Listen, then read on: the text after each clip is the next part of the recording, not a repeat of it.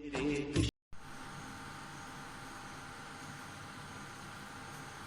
दोस्तों, नमस्कार। मैं हूँ अभय आनंद और आप देख रहे हैं डीएम क्लासेस। तो दोस्तों, आपका भरपूर स्वागत है हमारे यूट्यूब चैनल में। तो आज हम डिस्कस करने जा रहे हैं प्रोबेबिलिटी का लास्ट टॉपिक, बर्नौली थ्योरम। देखिए दोस्तों, एग्जाम के पर्पज से बहुत इंपॉर्टेंट है और सबसे बड़ी बात है कि इससे लॉन्ग क्वेश्चन के आने की संभावना ज़्यादा है, क्योंकि लास्ट है आपका और लास्ट से आपका 5 नंबर का आने की संभावना ज़्यादा रहता है। तो आपका 5 नंबर का चांस ना खो जाए, इसलिए बर्नौली थ्योरम को हम लोग अच्छे से समझेंगे और A to Z इसका प्रॉब्लम हम लोग सॉल्व करेंगे। इसके बाद जो है कि प्रोबेबिलिटी चैप्टर आपका क्या हो जाएगा, कंप्लीट हो जाएगा। तो दोस्तों, हम चलते हैं यहाँ पे। देखिए, बर्नौली थ्योरम में क्या क्या होता है। सर, बर्नौली परीक्षण, बर्नौली एक्सपेरिमेंट। देखिए, इसमें कुछ टर्म एंड कंडीशन जुड़ा हुआ है, तभी जाके इसको आप बर्नौली परीक्षण कह सकते हैं। बर्नौली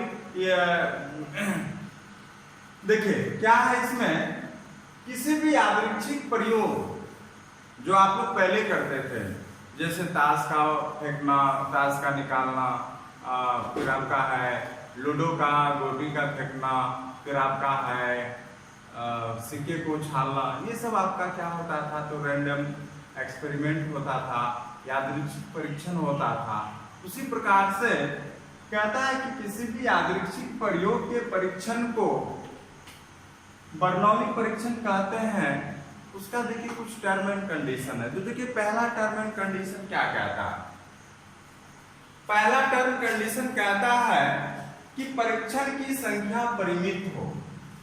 देखिए क्या कहता है कि परीक्षण की संख्या क्या हो, परिमित हो। परिमित करने का मतलब है कि सीमित हो। ऐसा नहीं कि आप बहुत बार किए जा रहे हैं, बहुत बार किए जा रहे हैं, ऐसा नहीं आपका होना चाहिए। 2 बार, 3 बार, 4 बार, 5 बार, 10 बार, 100 बार, मतलब एक सीमित होना चाहिए कि आप कितना बार इसका परीक्षण कर रहे हैं। इसका मतलब यही हुआ कि परीक्षण की संख्या क्या हो। अब दूसरा कहता है कि परीक्षण क्या हो, स्वतंत्र हो। आपको इंडिपेंडेंट इवेंट पढ़ाया था कि स्वतंत्र, और कहाँ पे स्वतंत्र नहीं रहता था। इसका मतलब ये है कि परीक्षण जो होना चाहिए वो किसी दूसरे पे निर्भर नहीं होना चाहिए, वो खुद अपने आप पे क्या होना चाहिए, तो स्वतंत्र होना चाहिए। तीसरा देखिए कहता है कि प्रत्येक परीक्षण के 2 ही परिणाम आते हैं। देखिए, सबसे मुख्य पॉइंट अगर इसका माना जाए तो यही चीज है कि प्रत्येक परीक्षण का 2 ही परिणाम आना चाहिए, एक सक्सेस, एक अनसक्सेस, सफलता और सफलता। हम पूरे में अगर बर्नौली थ्योरम में अगर बात करेंगे तो सफलता और सफलता, सक्सेस एंड अनसक्सेस की ही बात करेंगे। इससे ज्यादा हम यहाँ पे बात नहीं करेंगे। अगर देखा जाए तो प्रॉब्लम में सफलता और सफलता का जिक्र किया है, तो आप समझ जाइए कि वो किस थ्योरम पे बनाइएगा, आप बर्नौली थ्योरम पे बनाइएगा। समझ गए ना। परीक्षण के प्रायिकता समान हो। अब कभी कभी होता था कि इसका चांस इतना है, इसका चांस इतना है, इस तरह से नहीं होना चाहिए। जितना भी आप परीक्षण कर रहे हैं सबका आपका समान होना चाहिए। जैसे लूडो ही फेंके तो 1 आने का भी चांस 1/6 है, 5 का भी 1/6 है। तो इस प्रकार से क्या होता है, अगर ये सारे टर्म एंड कंडीशन अगर फॉलो कर रहे हैं तो इसका मतलब है वो परीक्षण जो कहलाएगा, क्या कहलाएगा, बर्नौली थ्योरम, बर्नौली परीक्षण कहलाएगा। चलते हैं हम, इसमें कुछ इंपॉर्टेंट फार्मूला भी होता है।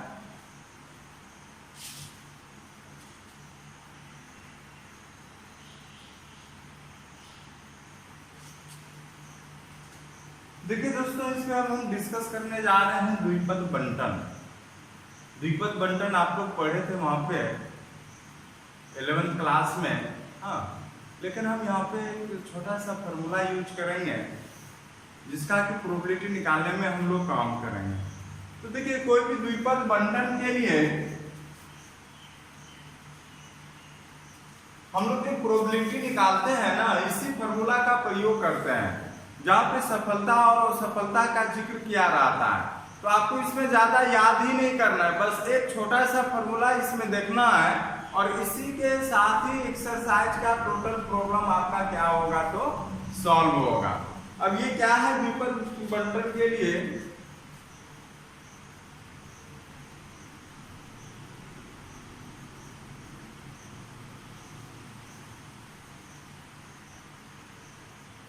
Pre T N P N P बराबर।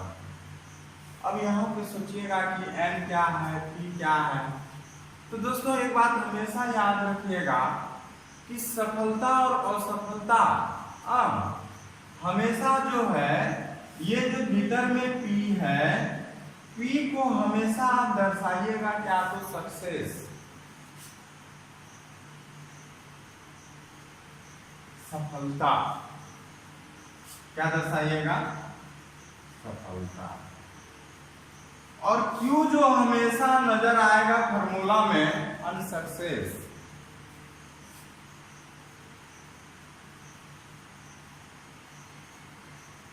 और सफलता।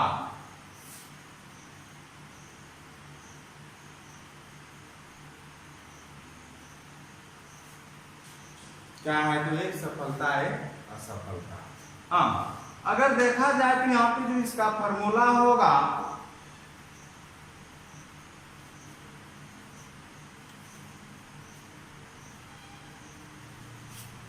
CNR, Q पे पावर हो जाएगा N minus R into P पे पावर क्या हो जाएगा, R। बस यही फॉर्मूला आपको याद रखना। ये फॉर्मूला अगर याद रह गया तो मतलब कि बर्नौली थ्योरम का फॉर्मूला हो जाएगा। अब देखिए इसका यूज हम लोग कैसे करते हैं। सबसे पहले जान लीजिए कि द्विपद बंटन के लिए एक रहेगा सफलता, एक रहेगा असफलता। हाँ, सक्सेस एंड अनसक्सेस। अब यहाँ पे समझते हैं हम लोग इस बात का कि सक्सेस को हमेशा किससे दर्शाएंगे, तो P से दर्शाएंगे। देखिएगा दोस्तों यहाँ पे है Q क्या है, तो Q यहाँ पे है अनसक्सेस है। अब कहिएगा ये N और R क्या है। N है टोटल नंबर ऑफ चांस, सिक्के को आप 6 बार उछालें तो N का मान वहां पे कितना हो गया, 6 हो गया। एक पासे को आप 10 बार उछालें तो वहां पे N का मान कितना हो गया। हाँ, अब कहेगा कि एक सिक्के को आप 10 बार उछाले, उसमें से 3 बार हेड आने की प्रायिकता क्या है, तो 10 बार उछाले तो N का मान 10, और कितना बार पूछ रहा है, 3 बार पूछ रहा है, तो R का मान कितना हो जाएगा, 3 हो जाएगा। तो इस तरह से हम लोग प्रॉब्लम को देखते हैं। तो चलते हैं हम लोग एक्सरसाइज पे आते हैं, प्रॉब्लम को समझते हैं। मैथ देखिए फॉर्मूला में कुछ है नहीं, आप एक नजर झलक देखिएगा तो आपको फॉर्मूला याद हो जाएगा। तो दोस्तों चलते हैं हम लोग एक्सरसाइज पे।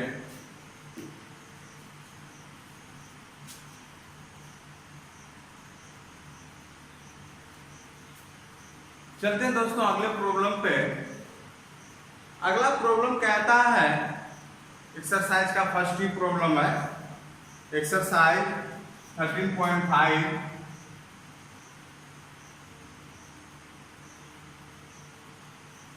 समझिएगा, क्योंकि प्रॉब्लम समझना एक भी कला है। आप प्रॉब्लम समझे ही नहीं, दर पकड़ उतार रहे हैं तो बेकार हो जाएगा वो।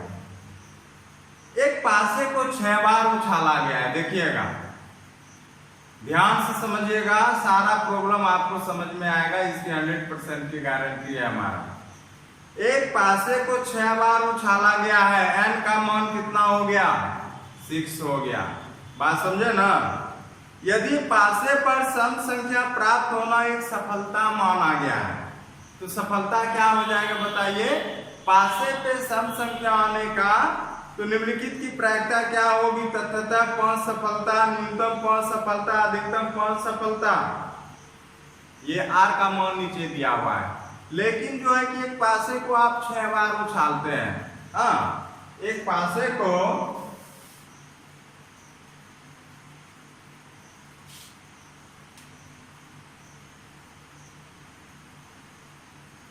एक पासे को 6 बार उछालते हैं। S का मान N का मान कितना हो गया, 6 हो गया। क्या हो गया, तो 6 हो गया। अब कहता है कि पासों पे सम संख्या प्राप्त होना सफलता माना गया। हाँ, सफलता जो हो जाएगा उसको आप किससे दर्शाइएगा? P से। हाँ, बार बार लिखते या ना लिखे सफलता, P से लिखते हैं। सफलता हो जाएगा पासे पे सम संख्या प्राप्त होना, पासे पे सम संख्या प्राप्त होना।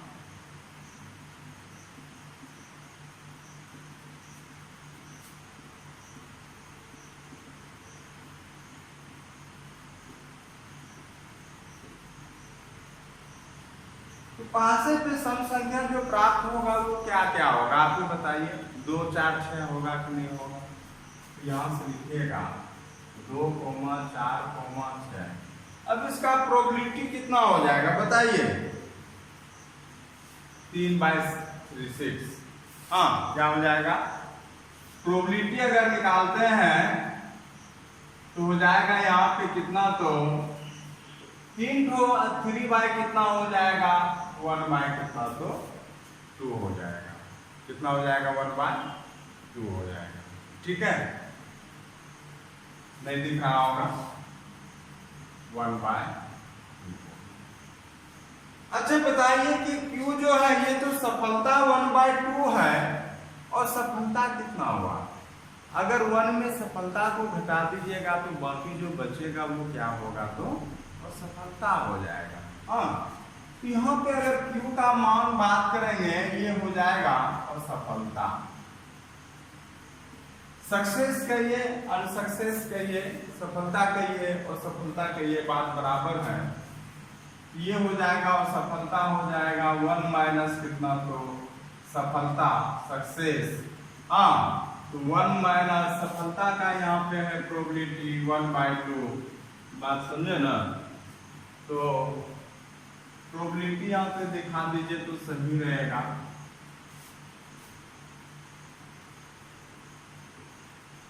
टू 4 6 हो जाएगा 3/6 1/2 और यहाँ पे भी इसका मान हो जाएगा 1/2 हो जाएगा। हाँ, अब कहता है, सवाल कहता है पहला तथ्यता 5 सफलता, मतलब तथ्यता करने का मतलब है ना 5 से ज्यादा ना ही 5 से कम, मतलब 5 के बराबर। यहाँ पे R का मान कितना हो जाएगा आप ही बताइएगा? क्योंकि 6 में आपका 5 बार सफलता होता है तो इसका मतलब R का मान यहाँ पे कितना हो जाएगा? तो 5 हो जाएगा। हाँ, तो लिखते हैं पहला प्रॉब्लम, तथ्यता 5 सफलता है कि नहीं है? तो यहाँ पे हो जाएगा तथ्यता 5 सफलता हो जाएगा। तो n का मान तो 6 था, r का मान कितना हो गया? 5 हो गया। अब फॉर्मूला आपको पता है CnR Q पे power n minus r into P पे पावर r। अब सब का मान रख दीजिए। 6 हो गया, 5 हो गया, Q का मान यहाँ पे 1/2 है तो n यहाँ पे हो जाएगा 6 माइनस 5 इंटू 1/2 पे पावर 5, है ना? और इसको हल कर लीजिएगा दोस्तों तो आपका मान निकल जाएगा। तो इसका जो फॉर्मूला होता था याद किए कि नहीं किए? हम बगल में लिख देते हैं CnR बराबर क्या होता है? n factorial r factorial n minus r factorial, है कि नहीं है? और इसका जब मान रखिएगा आप लोग तो हो जाएगा 6 फैक्टोरियल बाय 5 फैक्टोरियल इंटू क्या हो जाएगा? 5 6 माइनस 5 फैक्टोरियल। यहाँ 6 फैक्टोरियल बाय लिख सकते हैं 5 इंटू 6 इंटू कितना? तो इसको तोड़ सकते हैं 6 into 5 factorial, 5 factorial into 1 factorial, ये करके मान रहेगा कितना? तो 6 इंटू हो गया आपका क्या? तो 1/2 पे पावर 6, क्योंकि एक यहाँ पे हो गया और एक ना 5 पे हो गया। 64 गुना 1/64 और 3 बटा हो जाएगा कितना? तो 32 है, 3/32 हो जाएगा। तो आप इस तरह से इसका हल कर सकते हैं दोस्तों। समझ गए बात को? ये फॉर्मूला आपको याद होना चाहिए, क्योंकि हम बार बार इसको बता रहे हैं, आपका एक दो क्लास आपका याद होना चाहिए इस तरह का। चलते हैं अगले प्रॉब्लम पे हम लोग।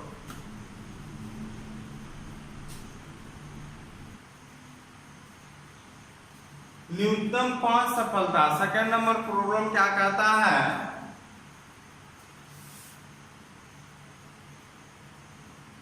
न्यूनतम 5 सफलताएं। अब न्यूनतम कहने का मतलब है कि कम से कम 5 होना चाहिए, लेकिन 5 से ज्यादा होगा तो कोई दिक्कत नहीं है, लेकिन अगर 5 से कम होगा तो फिर यहाँ पे समस्या हो जाएगा, क्योंकि न्यूनतम यहाँ पहले ही बोल रखा है न्यूनतम 5 सफलताएं। यहां से हो जाएगा आपका कितना, तो P5 प्लस P6।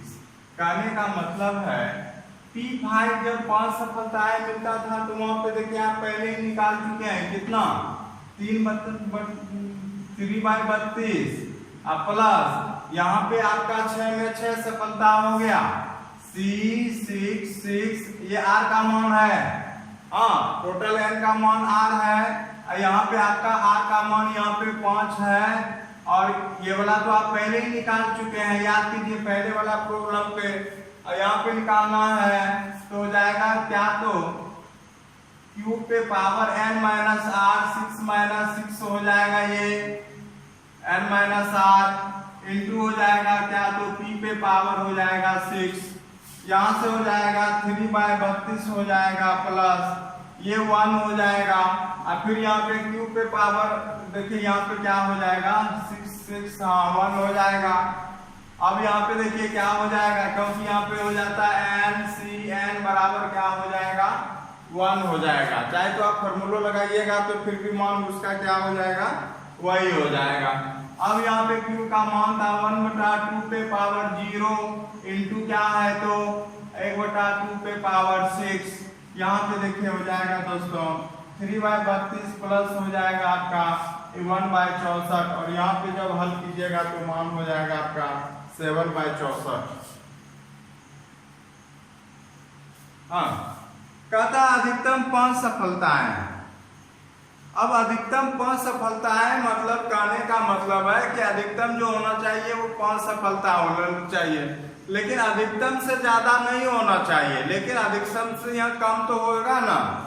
अब देखिएगा यहाँ पे तीसरा नंबर प्रॉब्लम है अधिकतम 5 सफलताएं, अधिकतम 5 सफलताएं। अधिकतम 5 तक जाना है हमको, क्या क्या हो जाएगा P0 plus P1 plus P2 plus P3 plus P4 plus P5। अब देखिए दोस्तों आप लोग गड़बड़ नहीं कीजिएगा यहाँ पे कि सब का हम बारी बारी से निकालेंगे तो बहुत समय लग जाएगा। बात समझे कि नहीं समझे? अगर सबका बारी बारी से मान, यहाँ पे R का मान 0 हो गया, यहाँ R का मान 1 हो गया, यहाँ R का मान 2 हो गया, यहाँ R का मान 3 हो गया, यहाँ R का मान 4 हो गया, यहाँ R का मान कितना हो गया 5 हो गया। अगर बारी बारी से इसको फॉर्मूला लगा के कीजिएगा तो आपका ये कम से कम 10 मिनट लगेगा, और एग्जाम हॉल में एक प्रॉब्लम पे आप 10 मिनट से ज्यादा प्रोबेबिलिटी पे देते हैं तो ये 3 घंटा को आपका मैनेज करना मुश्किल हो जाएगा। अब यहाँ पे समझते हैं कि टोटल प्रोबेबिलिटी का मान जो होता है कितना होता है 1 होता है। तो इसका मतलब है कि एक चीज का फॉर्मूला यहाँ पे लगाइएगा, वो भी क्या कि टोटल इवेंट का जो प्रोबेबिलिटी हो जाएगा कि P0 plus P1 plus P2 plus P3 plus P4 plus P5 plus P6 का मान कितना तो 1। कहां से ये आप टोटल जानते हैं कि टोटल प्रोबेबिलिटी हमेशा कितना हो जाएगा, सक्सेस अनसक्सेस सब मिला दीजिएगा तो टोटल मान कितना हो जाएगा, तो 1। लेकिन आपको चाहिए कहां तक, 0 से लेके 5 तक, और आप छठवा का मान निकाल लिए हैं, तो ये इधर आके घट जाएगा और वहां से आपका क्या हो जाएगा, तो मान निकल जाएगा। ठीक है, तो आप यहां से देखिएगा P0 plus P1 plus P2 plus P3 plus P4 plus P5। हाँ, तो ये क्या है, यहाँ पे जो है ये जो 1 आपको दिख रहा है, सपोज नहीं दिख रहा है तो हम यहाँ बगल में लिख देते हैं, टोटल का मान कितना हो जा रहा है, तो 1 हो जा रहा है। तो टोटल का मान 1 हुआ, हमको तो 5 तक ही चाहिए, तो छठा वाले को क्या करेंगे, RHS आके उधर घटा देंगे, तो 1 माइनस क्या हो गया, P6 हो गया। हाँ, अब यहाँ पे देखिएगा 1 माइनस P6 का तो आपने निकाला ना, P6 का देखिएगा आपका कितना है, P6 का अगर देखिएगा तो 1/64 है, यहाँ पे 1 माइनस 1/64 कीजिएगा, 63 बटा कितना हो जाएगा, 64 हो जाएगा। तो इस प्रकार से आप क्या कर सकते हैं, तो निकाल सकते हैं। चलते हैं दोस्तों अगले प्रॉब्लम पे हम।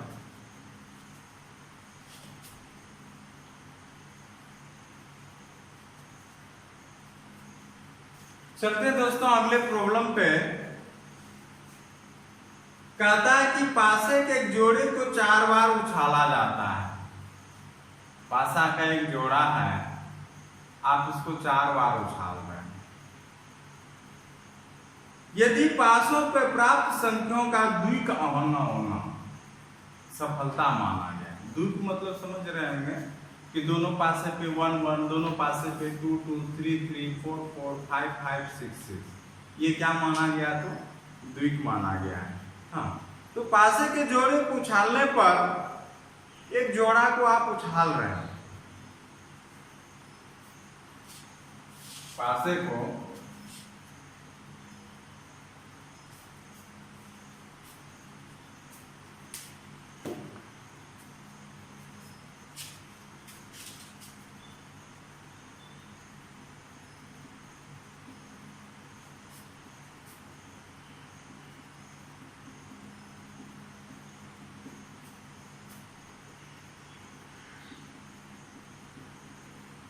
S का मान कितना हो गया, 36।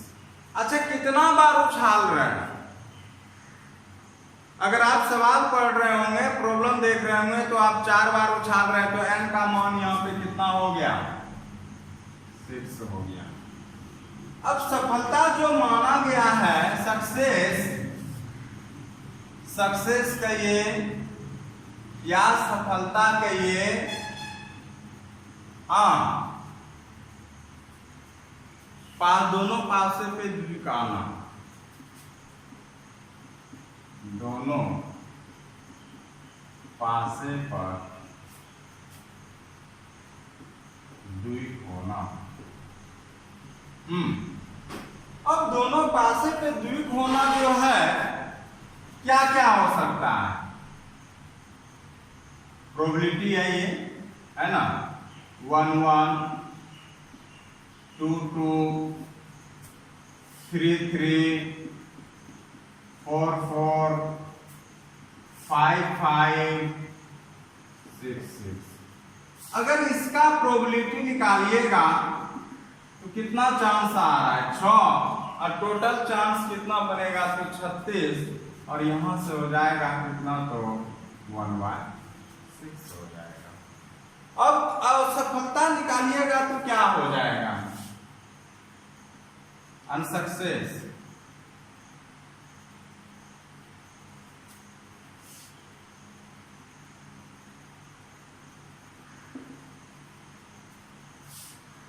One minus 1/6, 8/6।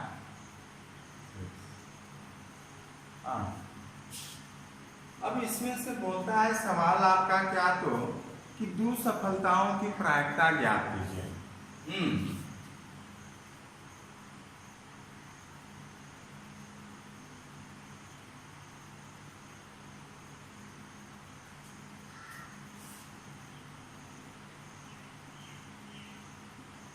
r बराबर कितना हो गया 2, n बराबर क्या हो गया 4। फॉर्मूला होता था CnR, याद कीजिएगा, Q पे power n minus r into P पे r C। n का मान कितना है तो 4, 2 और Q का मतलब यहाँ पे कितना है तो 5/6। 5/6 पे पावर कितना तो n माइनस r, तो 4 माइनस 2। हाँ, फिर क्या हो जाएगा P पे पावर हो जाएगा कितना तो यहाँ पे हो जाएगा 1/6 पे पावर कितना हो जाएगा 1/6 पे पावर कितना हो जाएगा 2 हो जाएगा। अगर इसी को आप हल करते हैं तो यहां से हो जाएगा आपका क्या तो 4 factorial y 2 factorial into 4 minus 2 factorial 5/6 पे पावर टू 1/6 पे पावर 2। इसको दोस्तों हल कर लीजिएगा आप लोग। हाँ, इसका मान हो जाएगा 25/216। हम चलते हैं अगले प्रॉब्लम पे।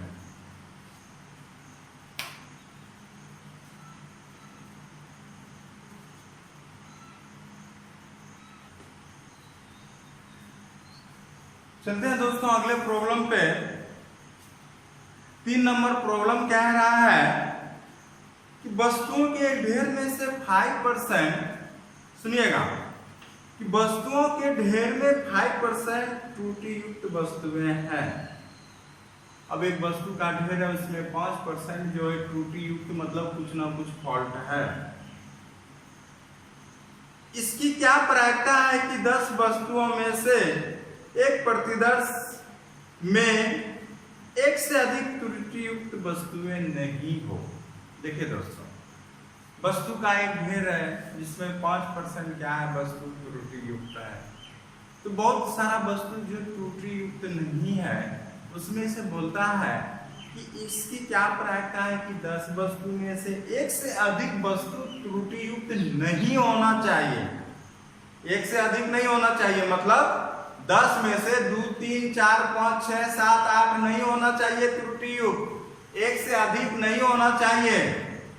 आप ही बताइए क्या एक से कम होगा कि नहीं होगा? हाँ दोस्तों होगा। इसलिए होगा, कहता है कि वस्तु जो त्रुटि युक्त होना चाहिए वो एक से अधिक नहीं होना चाहिए। मतलब आप उसमें 10 ठो में निकाले तो 2 ठो, 3 ठो, 5 ठो से लेके 10 ठो तक नहीं होना चाहिए, लेकिन एक से कम होगा। तो यहाँ पे P0 और P1 का मान निकालना है, तो वही हो जाएगा यहाँ पे। अब यहाँ पे देखिए एक सफलता माना गया, एक और सफलता माना गया। बात समझे ना? चलते हैं यहाँ पे, हम क्या करते हैं, P मान लेते हैं त्रुटि युक्त वस्तु।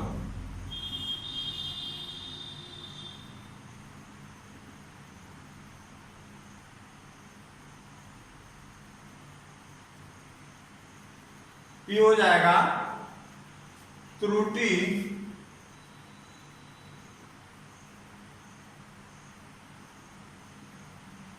वस्तुएं। कितना है? 5% है, तो 5/100 1/20। Q जो है ये त्रुटि युक्त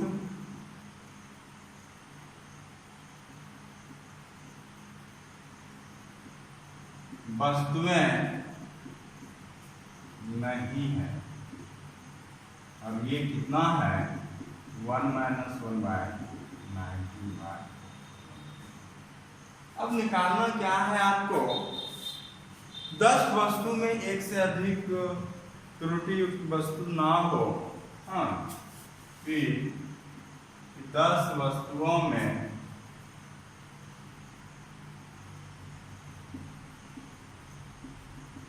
एक से अधिक त्रुटि युक्त वस्तु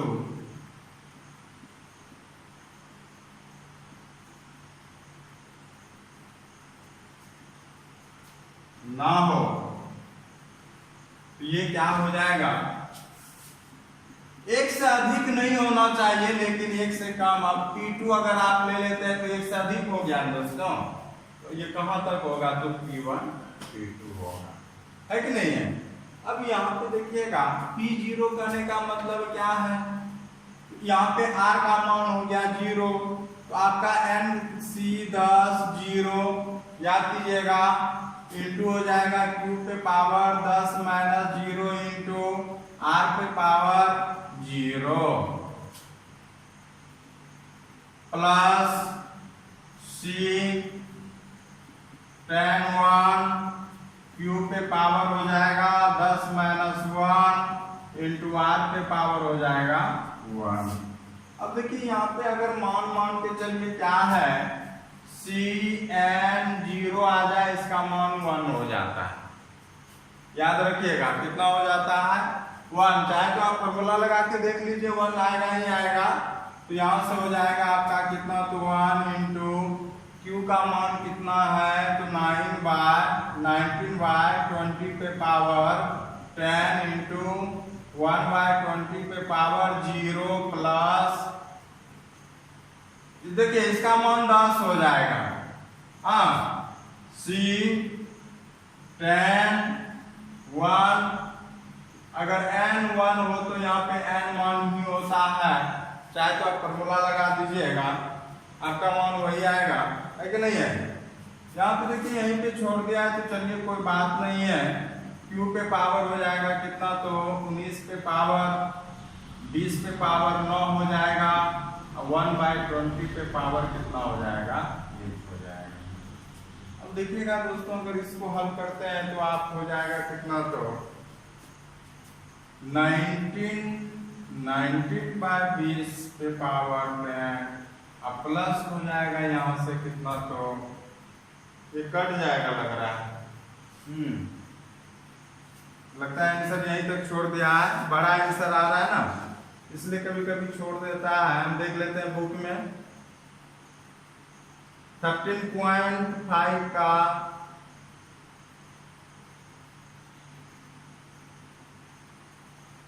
थर्ड नंबर 29/20, चलिए यहाँ पे ले लिया है, एलसीएम ले लिया है, तो यहाँ से हो जाएगा आपका कितना, तो 19/20 पे पावर 10, यहाँ से हो जाएगा, देखिए यहाँ पे पावर 1 हो गया, 1 प्लस कितना हो गया यहाँ पे बताइए,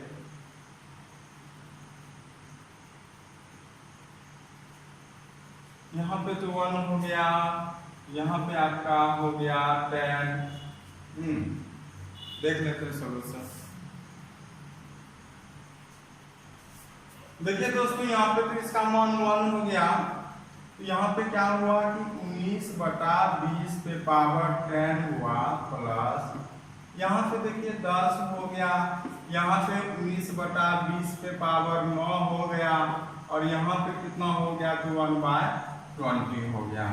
ये कट गया आपका, देखिए यहाँ पे कुछ कॉमन आ रहा है, 19 पे पावर 19/20 पे पावर कितना हो गया, 9 हो गया, तो यहाँ पे बचा रहेगा 19/20, क्योंकि एक तो आपको 9 को तो कॉमन ले लिए, यहाँ 10 को है, एक तो बचा रह गया, अब प्लस कितना हो गया, तो यहाँ पे बचा रह गया 1/2, और इसको जो हल कीजिएगा ना दोस्तों, तो हो जाएगा 29 बटा कितना, तो 19/20 पे पावर 9, और यहाँ से हो जाएगा आपका कितना, तो 20 हो गया, 19 प्लस कितना, तो 10, 29/20 इंटू हो गया कितना, तो 19/20 पे पावर क्या हो गया, 9 हो गया।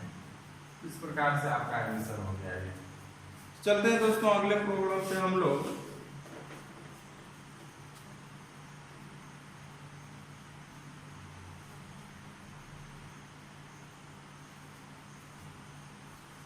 चलते हैं दोस्तों अगले प्रॉब्लम पे।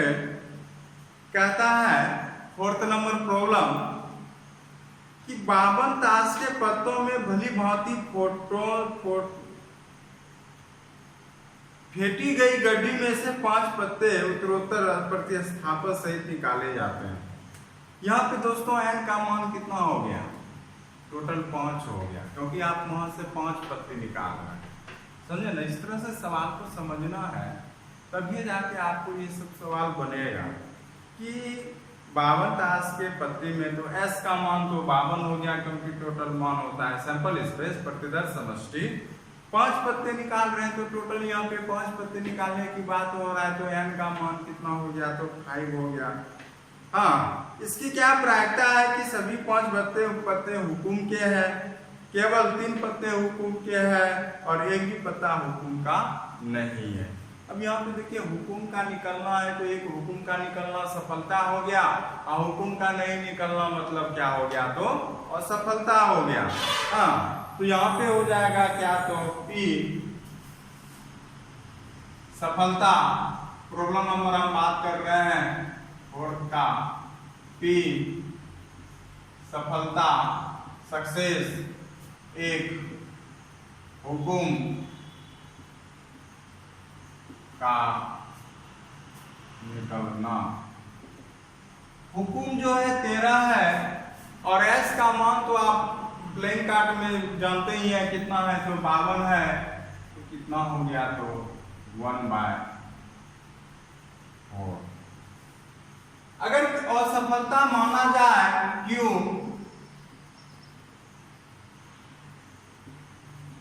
एक हुकुम का नहीं निकलना, 1 - 1/4 कितना हो जाएगा, 3/4। अब यहाँ पे कहता है कि सभी 5 पत्ते हुकुम के हों, उसका प्रायिकता क्या होगा। पहला नंबर, प्रोबेबिलिटी सभी 5 पत्ते हुकुम के हैं।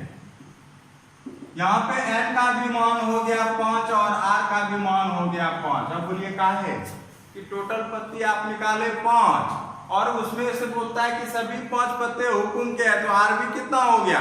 और सूत्र क्या होता है दोस्तों बताइएगा, CNR पे power n - r into p पे पावर r, है कि नहीं है। तो यहां से हो गया कितना, तो C 5 Q का मान हो गया 3/4 पे पावर 5 - 5 इंटू P का मान कितना 1/4 पे पावर कितना हो गया 5 हो गया।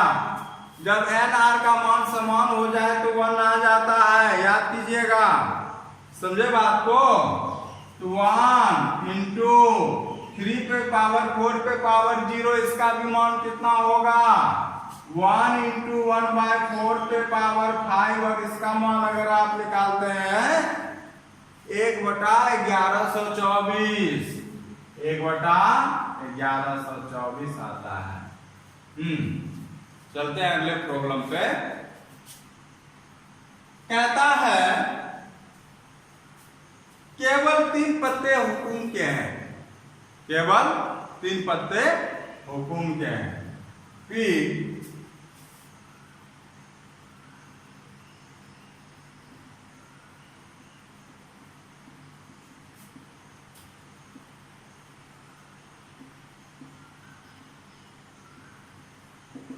अब केवल 3 पत्ते हैं, तो टोटल तो 5 पत्ते आप निकाले और उसमें से 3 पत्ते क्या है, तो हुकुम के हैं। तो यहां से हो जाएगा CNR Q पे power n - r into P पे r।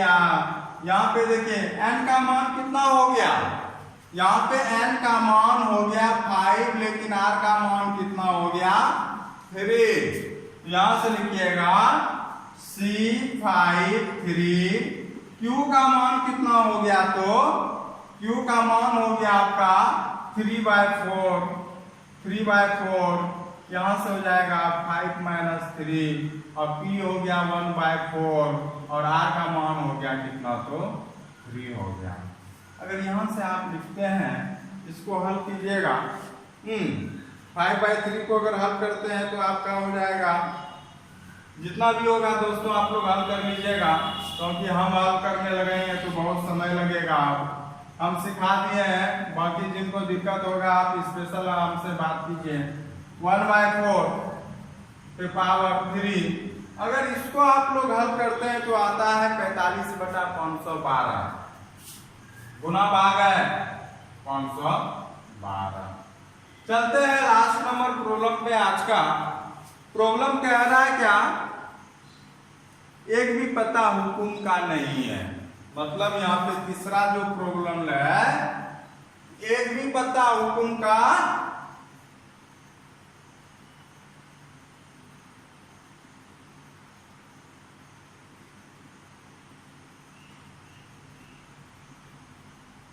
एक भी पता हुकुम का, इसका मतलब है कि r का मान यहाँ पे 0 हो गया।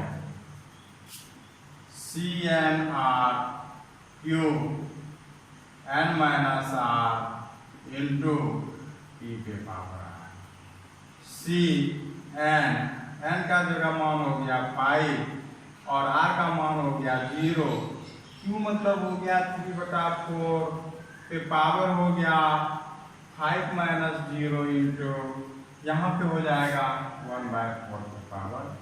देखिए दोस्तों, नीचे मान अगर 0 आ गया तो उसका मान कितना हो जाएगा, 1 हो जाएगा, पहले ही बता रखे हैं।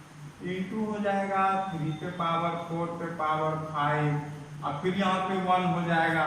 और इसको आप लोग हल करिएगा तो गुना करके आएगा 243/1024, 243/1024 गुना भाग कर लीजिएगा, है कि नहीं है। तो दोस्तों आज इतना ही रहने दीजिए। उम्मीद करते हैं कि आप लोग को बर्नौली थ्योरम समझ में आ रहा होगा। तो दोस्तों आप लोग इसी तरह से मन लगा के पढ़ाई करते रहिए, लॉकडाउन अभी भी दूर है और आपका एग्जाम समय पे ही होने जा रहा है, तो आप लोग गलतफहमी में मत रहिए, इसलिए समय पे अपने सिलेबस को कंप्लीट कीजिए। तो दोस्तों आज इतना ही, धन्यवाद।